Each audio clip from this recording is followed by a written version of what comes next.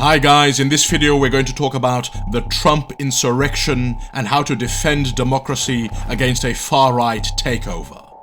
On January 6th, thousands of Trump supporters stormed the Capitol in an attempt to overturn the democratic will of the American people.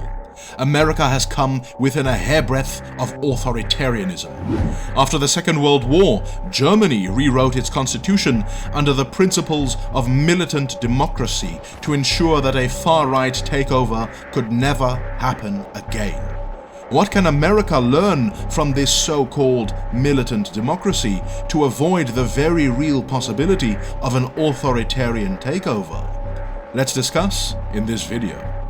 Just before we start, don't forget to subscribe for more political analysis videos every week and hit that bell notification while you're at it.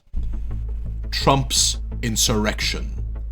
For the first time since the British invasion in 1814, the United States Congress was breached. But this time it wasn't by a foreign enemy, but by domestic terrorists, incited by the president himself. How did it come to this? Let's recap. As most of you know, the immediate cause was when Trump called on his supporters to gather at a rally outside the White House to protest the certification of the Electoral College vote by Congress.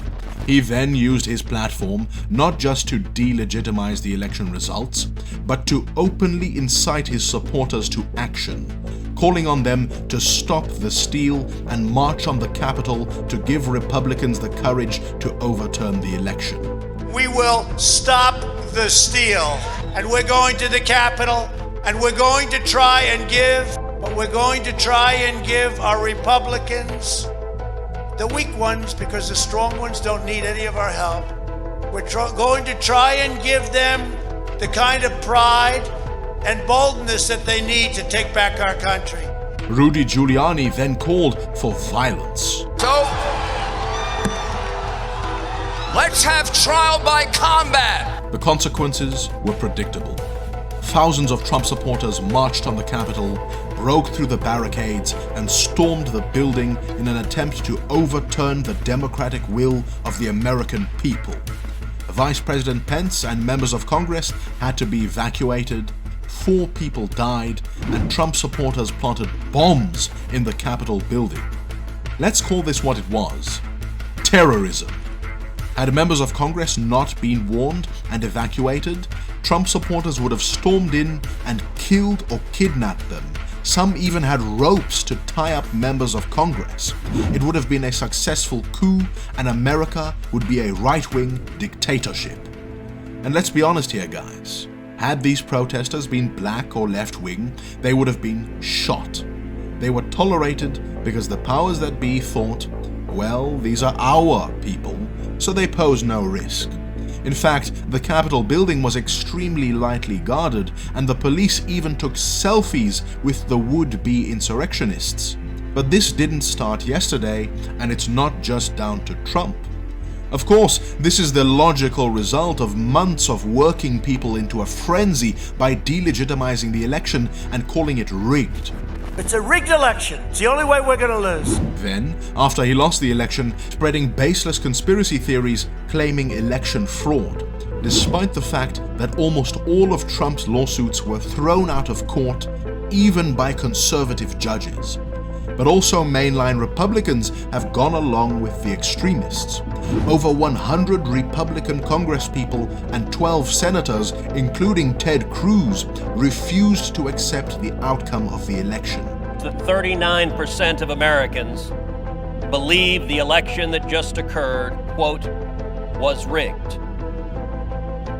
You may not agree with that assessment, but it is nonetheless a reality for nearly half the country. 45% of Republicans support the attack on the US Capitol. For years, the Republicans have tolerated extremists within their ranks, and now the chickens have come home to roost. For example, Congressman Steve King retweeted Nazi sympathizers, called immigrants dogs, and asked what was wrong with using the term white nationalist or white supremacist. Yet, Republicans allowed him to serve 9 terms in Congress. Just this year, 2 QAnon far-right conspiracy theorists were elected to Congress on a Republican ticket, and newly elected Congresswoman Mary Miller claimed at Trump's rally that Hitler was right. Hitler was right on one thing. It's clear that the rise of far-right anti-democratic extremism has not just been tolerated by the Republican Party, it is now mainstream. How can America defend its democracy from this anti-democratic threat? Germany is a country with experience in defending against the rise of the far right. Militant democracy. After the end of the Second World War, Germany realized that its democracy was incapable of defending itself from a takeover by the far right. After all, Hitler won democratically.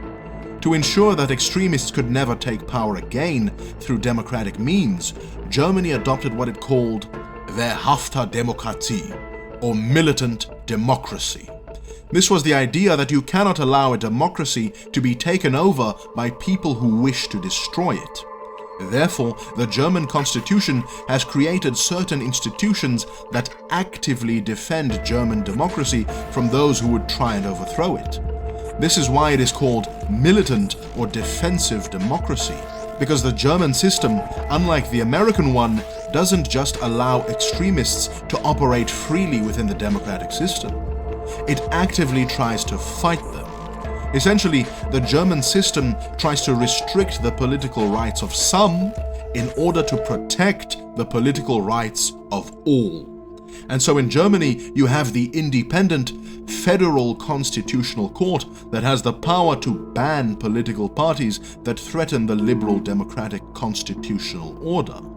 This power was used to ban the successor to the Nazis, the Socialist Reich Party, in 1952, and in 1956 it banned the Communist Party.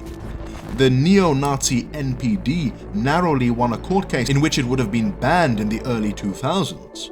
On top of that, the German intelligence services actively monitor extremist groups and even infiltrate them in order to weaken them.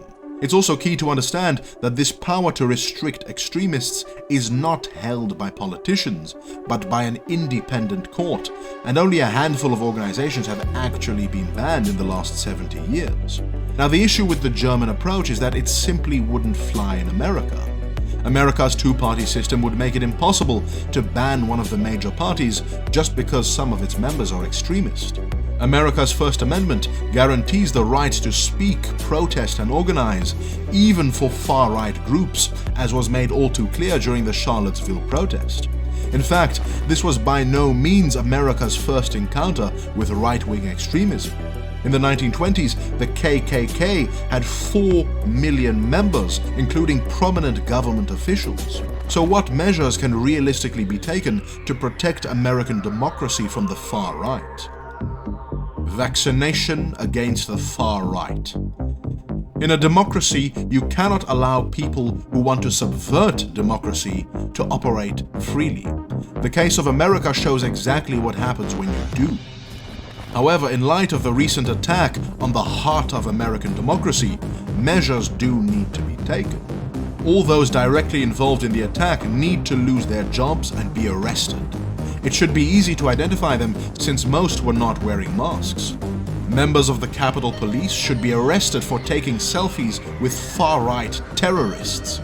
The next step is to punish the leaders. People like Trump and Rudy Giuliani are responsible for inciting the crowd to storm the Capitol. They and 100 other Republicans worked their supporters into a frenzy with baseless conspiracy theories about a rigged election. For this reason, Congress must immediately impeach and remove President Trump from office. Now you might be thinking, isn't Trump going away anyway? So what's the point? Well, the point of impeaching Trump is 2 things. Number 1, it puts shame on his legacy and demonstrates to the American people and future politicians that anti-democratic behavior will not be tolerated. If this is not punished today, future politicians will realize that they can do the same and get away with it. Number 2, impeaching him doesn't just remove him from office, but prevents him from ever holding office again. That means he can't even run for president again in 2024. As for the 100 Republican congressmen and 12 senators who knowingly peddled lies about the election, Congress should expel them from their positions. This is technically allowed under the US Constitution, but only with a 2/3 majority. For this reason, it will probably fail, but the action still needs to be taken to demonstrate that this should not be tolerated, and to put pressure on moderate Republicans to deal with the extremists in their party and replace them with decent conservatives who follow the Constitution. This is the closest America can come to Germany's militant democracy. Following this, the Department of Justice should consider prosecuting Trump and his allies for crimes committed while in office. Now, there are too many to list here, but the ones that apply directly to threatening democracy include Trump violating people's First Amendment rights when he sent troops to forcefully break up a peaceful protest in Washington, D.C. back in the summer. Trump used the Postmaster General to sabotage mail-in ballots and subvert the democratic process. He used federal forces to kidnap protesters in Portland and tried to intimidate Georgia officials into changing the election results in his favor. Now, traditionally, America does not prosecute former presidents for crimes committed while in office. But an exception should be made when that president tried to overthrow the democratic process multiple times. But these measures won't do anything to tackle the structural reason why right-wing extremism continues to be tolerated within the Republican Party, and that is the electoral system. A better Republican Party. America cannot and should not abolish the Republican Party. America needs a decent center-right party, just not this Republican Party. It needs to fix the Republican Party, but the Republican Party cannot fix itself as long as it has an incentive to continue to pander to the most extreme voices and an increasingly radical minority. The Republican Party has lost the popular vote in 7 of the last 8 elections, yet it still manages to control the levers of power. It is a minority party operating with majority power. Now, in a normal electoral system, after losing so many elections, a political party would evaluate itself and begin moderating its position in order to appeal to a broader coalition of more moderate voters so that it can win a majority. But Republicans don't have to do that. The Senate and the Electoral College ensure that Republicans can win a minority of the vote but still control the Senate and the presidency, while gerrymandering gives them a fairly good chance to win the House of Representatives as well. Thus, Republicans have no incentive to move to the center, only an incentive to move further to the right to appease an increasingly radical base. And they don't get punished for it in elections because they don't need the majority to win.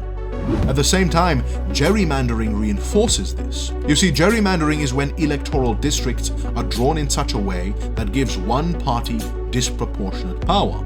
This creates a lot of districts that are uncompetitive, where a Democrat or Republican is guaranteed to win no matter what.